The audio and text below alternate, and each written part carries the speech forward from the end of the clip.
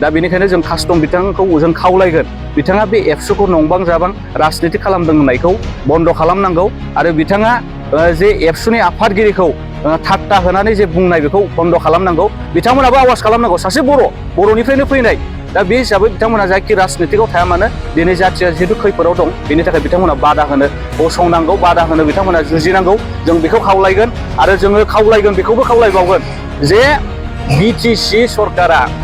थांनाय हाग्रामानि समाव हाग्रामा सारनि दैदेननायाव 2016 मायथाइयाव जे मिनिस्ट्रि अफ हम एफेयार्स मिनिस्ट्रि अफ ट्राइबेल एफेयार्सनो जे मोनसे एनअसि हरबाय बे एनअसिखौ गोख्रैनो उइथड्र खालामनांगौ दा बे एनअसिखौ कास्टम बसुमतारी मोना जिहेतु दिनै बिपिएफआव दङ दा बिपिएफनि दैदेनगिरिखाय बिथांमोना हाग्रामा सारखौ खावलायनानै बिथांमोना बे उइथड्र खालामनायनि बेबस्थाखौ खालामनांगौ जिहेतु जों मिथिदों बे जे एनअसि बे एनअसिजोंनो दिनै रेकमेन्डेसन खालामनाय जादों होननानै आसामनि chief minister doctor Himanta Biswa शर्माया बुंदों बेनिखायनो जों बिथांमोनखौ खावलायबाय जाहाथे बे एनअसिखौ उइथड्र खालामो आरो बेनिफ्राय एसटि होनो थांनायनि बिरुद्धियै बिथांमोनाबो आवाज होनांगौ सासे ट्राइबेल हिसाबै सासे बर' हिसाबै जों बेखिनिखौ खावलायो बेथ' बिराद सोंखारि जाथाव थारमाने जोङो सासे एबसुनि कर्मि हिसाबै लोगोसे सासे बर' हारि हिसाबै बा सुबुं हिसाबै जोङो बिथांखौ बिराद लाजिनाय आरो जोङो सोंखारिथाव बिथांनि जे बिबुंथि ससियेल मिडियानि गेजेरजों बेखौ जों नुनो मोनदों दा बेनिखायनो जों बिथांखौ सोंखारियो दा बेवहाय बिथाङा थांनाय जे 29 खालार नभेम्बर खालि जे बिटिसि एसेम्ब्लियाव जानाय जे जाथाय बे जाथायखौ लानानै थोंजोङै बिथाङा एबसु आरो एबसुनि आफादगिरि बिथांखौहाय माखासे सोंखारिनाय जों बेखौ नुनो मोनदों दा जों बयबो मिथिगौ थांनाय जे 29 नभेम्बर खालार खालि जे सिसिट'आ बा ट्राइबेल स्टुडेन्ट अर्गेनाइजेसननि बानजायनायाव बड'लेण्ड इउनिभारसिटिनिफ्राय मोनसे रेलि खालामनाय जादोंमोन दा बे रेलिया थांनानै जोबथारनायाव बिसोरनि जे जाथियाव मोनसे सेन्टिमेन्ट आरो इमसन जिहेतु बेयाव लोब्बा दं दा बे हिसाबै माखासे जाथावै बा जानाङै जाथाया बेयाव जाहैदोंमोन दा बे हिसाबै बे जाथायनि सायाव एबसुखौ थोंजोङै लोब्बा दं आरो एबसुनि थुनज्लायनायावनो जादों होननानै दानि बिटिसिनि जे गाहाय चिफ हाग्रामा महिलारि बिथाङा एबसुखौ बुंनायनि सायाव दिपेन बर' साराहाय मोनसे प्रेस स्टेटमेन्ट होदोंमोन दा बे प्रेस स्टेटमेन्टनि गेजेरजों दिपेन बर' सारा बेखौनो बुंदों जे बेयावहाय एबसुनि इन्स्टिगेटआव बियो जायाखै आरो एबसुआ बेयाव जेबो थुनज्लायनाय खामानिखौ एबसुआ मावाखै जुदि एबसुआनो थुनज्लायनाय एबसुनि इन्स्टिगेटआव जुदि बे बिटिसि एसेम्ब्लियाव जानाय घटनाया जादोंब्ला जों बेनि सायाव इनकुवारि खालामनानै जोंखौ जेलाव दैथायहरनो हागोन आरो लोगोसे मा खालामनो हागोन जे आं नांगौबा आफादगिरि बिबाननिफ्राय आं ओंखारगोन होननानै बिथाङा बुंदोंमोन दा बे पस्टखौनो लानानै बा बे स्टेटमेन्टखौनो लानानै कास्टम बसुमतारी बिथाङाहाय जे एबसुनि बे सोमावसारनायाव फ्लेग लानानै जे बेयाव सोमावसारनाय जादों बा सात्र ट्राइबेल स्टुडेन्ट अर्गेनाइजेसनफोरा फ्लेग लानानै बेयाव रेलि खालामनाय जादों बै फ्लेगफोरखौ लानानै एबसुआ इनभल्भ गैया होननाया एबसुआ माला बिबान ओंखारो बा आफादगिरिया माला बिबान गारो होननाय मोनसे बिथाङा गावनि बिबुंथिनि गेजेरजों बुंफिनबाय आरो एबसुआ बेयाव थोंजोङै मा दङ इनभल्भ दं इनस्टिगेट खालामदों होननानै नाथाय बेखौ बुंनो नागिरगोन आं दिनै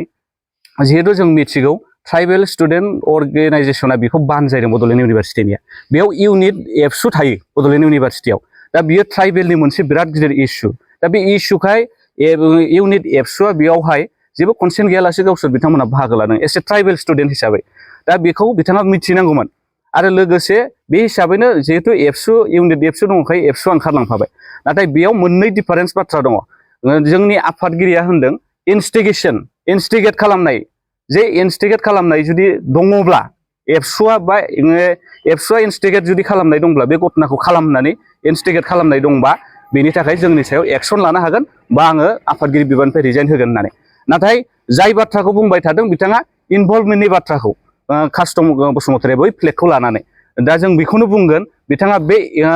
इनस्टिगेट आरो इनभल्भमेन्टनि बाथ्राखौ बे डिफारेन्सखौ बिथाङा बुजिनाया मोजांमोन दा बेनिखायनो जों बिथांखौ खावलायो आरो बिथाङा बे गावनि बिबुंथिनि गेजेरजों जे बुंदों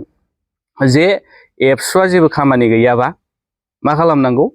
दलद जिरायनानै थानांगौ जोंहा शिब सारा गोबां खामानि दं होननानै शिबा खामानि दं जोंबो मिथिगौ बेखौ खिन्थु एबसुआ मानो थाखाय जिरायना थानो दिनै एबसुनि सोमावसारनायनि गेजेरजों जों मिथिगौ एबसुनि सोमावसारनायनि गेजेरजोंनो जोङो बिएससि बिटिसि आरो बिटिआर जों मोननो हादों एबसुनि सोमावसारनायनि गेजेरजों मुंख्लंफोरनि थैनि बिनिमयावनो जोङो बिएससि बिटिसि बिटिआर मोनदों आरो दिनैनि थासारि दा बेबायदि समाव एबसुखौसो खामानि गैयै नुनानै बा एबसुआ खामानि गैयाबा जिरायनानै थानांसिगौ होननाया कास्टम बसुमतारिया सोर बेबायदि बुंनो सोर होखो बेनो बे अधिकारखौ जाय मानसिया जाय बेक्तिया एबसुनिफ्राय गाज्रि खामानि मावनायनि थाखाय एबसुनि संबिजितनि बिरुद्धि खालामनायनि थाखाय एक्सपेल खालामजानाय सासे कास्टम बसुमतारिया रिलिज होजानाय सासे कास्टम बसुमतारिया दिनै एबसुखौ कुइसन खालामनो जिरायनो थिनलायनो थाखाय सोर बे कास्टम बसुमतारिया जों दिनै सोंनो बाध्य जादों दा बेनिखायनो आरो बिथाङा मोनसे बाथ्राखौ बुंबावदों जे एबसुआ सिगाङाव 5 बोसोराव प्रमद बर'नि सरकाराव मा खालामदों प्रमद बर'नि सरकाराव एबसुआ जेबो सोमावसाराखैमोन होननानै एबसुआ गुबुन गुबुन हाबाफारि लानायखौ बिथाङा नुवाखै राजनितिक नोजोरजोंसो नायबाय थादों बिथाङा प्रमद बर'नि समाव जेबो सोमावसारासै दिनै बिपिएफ सरकाराव फैनाय लोगो लोगो हाग्रामा महिलारिया सिफ जाफिननाय लोगो लोगो दिनै एबसुआ सोमावसारबाय होननानै बिथाङा बुंनो नागिरदों दा बेयाव दिनै बुजिनानै लानांगोन जे इस्युआ गुबुन गुबुन समाव गुबुन गुबुन इस्यु फैयो बिथाङा गावनो निस्सय मिथिगौ दिनैनि इस्युआ सारा आसाम नाङै सारा बड'लेण्डआव दिनै मोनद' जौगाखानाय हारिफोरनो आरो सुबुं सानखो थानाय हारिफोरनो एसटि होनायनि थाखाय सारा आसाम नाङै सोमावसारनाय जागासिनो दङ दा बिथाङा बुंगोन नामा अब्ला बे गासिबो एबसुनि थुनलायनायाव बे सोमावसारनाया जादों दिनै सारा कलेज इउनिभारसिटियाव ट्राइबेल स्टुडेन्टफ्रा अर्गेनाइज खालामगासिनो दं आन्दालन खालामगासिनो दं ट्राइबेल होनो नागिरनायनि हेंथायै बिथाङा बुंगोन नामा बेखौ एबसुनि थुनलायनायाव जादों होननानै बयनिबो गावनि अधिकारखौ खहा जाजानो गिनायनि थाखाय दिनै सोमावसारदों बिथाङा सासे बर' हिसाबै दिनै बेखौ मानो बुजिनो रोङाखै दा बेनिखायनो बिथाङा मोजाङै साननांगौ आरो मोनसे बाथ्राखौ बिथाङा बुजिनानै ला हाग्रामा महिलारिया एबसुखौ जोनोम होआखै हाग्रामा महिलारिखौ एबसुआसो जोनोम होदों दा बेनिखायनो एबसुखौ बेबायदि बुंनायनिफ्राय बिथाङा गोजानाव थानांगोन आरो बिथाङा गुबुन गुबुन जिहेतु सोंखारि बावदों दिनै नायदो थांनाय 2019 सनाव जे 6 जनगोष्ठीखौ एसटि करन खालामनांगौ होननानै रायजो सभायाव अलरेडि बिला टेबोल जानानै दङ रायजो सभायाव इन्ट्रडिउस जानानै दङ बै समाव बै थासारियाव 2019 सनावबो बे आन्दलनखौ एबसुआ खालामनो गोनां जादों एबसुआ बिल सावनानै खुद्रि सारनो गोनां जादों दा दिनैनिबो एखे थासारियाव जे मा होनदों ग्रुप अफ मिनिस्टार आसामनि जाय कमिटि दाना होदों रुनस पेगुनि दैदेननायाव बै ग्रुप अफ मिनिस्टारनि गेजेरजों 6 जनगोष्ठीफोरखौ एसटि करन खालामनायनि गेजेरजों थाखाय मा खालामदों दिनै रिकमेन्डेसन खालामदों बे रिकमेन्डेसनजों जोंहा खहा दङ नेशनेल लेभेलाव एसटिआ एसटिखा स्टेट लेभेलाव 3 टायार लेयारनि खोथा बुंदों 3 टायार जे एसटिपि एसटिओइस थाखाबाय एसटिभिनि खोथा होनदों दा बिनि गेजेरावबो स्पेसियेलि जोंहा मोनसे गिखांनाया ओरैबायदि थाबावबाय जोंनि बड'लेण्डआव बोखावजायै गवालपारानि राजबंशीफोरखौ एसटिपि खालामनाय जागोन अब्ला बिथांमोना एसटिपि होननाय माने समान अधिकार जोंनि हा हु जोंनि स्कुल कलेजनि एडमिसन जोंनि साख्रि बाख्रिनि बेबस्थानि खोथा जोंनि एमसिएलए इएमजिएम बिसिडिसिनि चेयारमेननिफ्राय लानानै बिथांमोना गासिबो समान मोनथायखौ मोनगोन बोखावजायै गवालपारा होननाय लोगो लोगो जों मिथिगौ धुबुरी गवालपारा बङाइगाव क'क्राझार चिरांखौ लानानैनो बोखावजायै गवालपारा मोननैया गोलैगासिनो दं नङा होमबा दा दिनै बे खैफोदखौ नुनानै एबसुनि सोमावसारनायखौ जुदि बिथाङा पलिटिकेल महर होनो नागिरोब्ला बोरै जागोन एबसुआ खुनु पलिटिकेलजों सोमोन्दो गैया नाथाय एबसुआ सम सम जाथिनि माहारिनि थाखाय हारिनि थैनाय थांनायखौ लानानै सम सम राजखान्थियाव कनस्टिटिउसनेल मोनथाय जोंनि संबिजिरै मोनथायखौ लानानै सम सम बाहागो लाबोदों बिनि ओंथिया बे नङा जे एबसुआ बबेबा मोनसे राजनितिकनि उइंस बबेबा मोनसे राजनितिकनि जानाय खामानि मावदों सोरबा इउपिपिएल सोरबा बिपिएफ सोरबा बिजेपि सोरबा कंग्रेसजों खोथा गैया जाथिनि थाखाय जों बयबो गसंथानांगोन दिनै बे खामानिखौ दिनै एबसुआ मावगासिनो दङ आरो दिनै सोर बुंनो हानाय जे एसटिआ बानायनाय जाया एसटि होनो हाया क्राइटेरिया गैया होननानै सोर बुंनो हानाय जों मिथिगौ क्राइटेरिया गैया क्राइटेरिया फुलफिल जायैनि थाखायनो बारंबार राजबंशीफ्रा 8 बारसिम रेजेक्ट खालामजाबोबाय ट्राइबेल बिनानै होननानै जों मिथिगौ नाथाय बिदियावबो जे नोङो माबायाव 2019 जे रायजो सभायाव टेबोल जाबाय बिला इन्ट्रडिउस जाबाय बेखौ मा बुंगोन दा बेनिखायनो जोंहा गिनाय दङ बे रिकमेन्डेसना जुदि गमामा हरोब्ला आरो दिनै जों नुगासिनो दं जे माबानि एजिपिनि जे एमपिफोर बिथांमोना रल लानानै दिनै पार्लियामेन्ट जुथुम जिहेतु जागासिनो दं बेयाव दिनै आवाज होजेननायखौ जों नुदों बेनिखायनो जोंहा गिनाय दङ दा बेनिखायनो दिनै जोंहा मोनसे सावरायनायबो दं 4 खालार खालि सिसिट'वाजों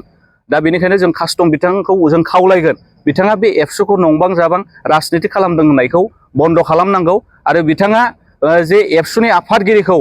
ठाट्टा होनानै जे बुंनाय बेखौ बन्द खालामनांगौ बिथांमोनाबो आवाज खालामनांगौ सासे बर'निफ्रायनो फैनाय दा बे हिसाबै बिथांमोना जायखि राजनितिकआव थाया मानो दिनै जाथिया जिहेतु खैफोदाव दं बेनि थाखाय बिथांमोना बादा होनो गसंनांगौ बादा होनो बिथांमोना जुजिनांगौ जों बेखौ खावलायगोन आरो जोङो खावलायगोन बेखौबो खावलायबावगोन जे बिटिसि सरकारा थांनाय हाग्रामानि समाव हाग्रामा सारनि दैदेननायाव 2016 मायथाइयाव जे मिनिस्ट्रि अफ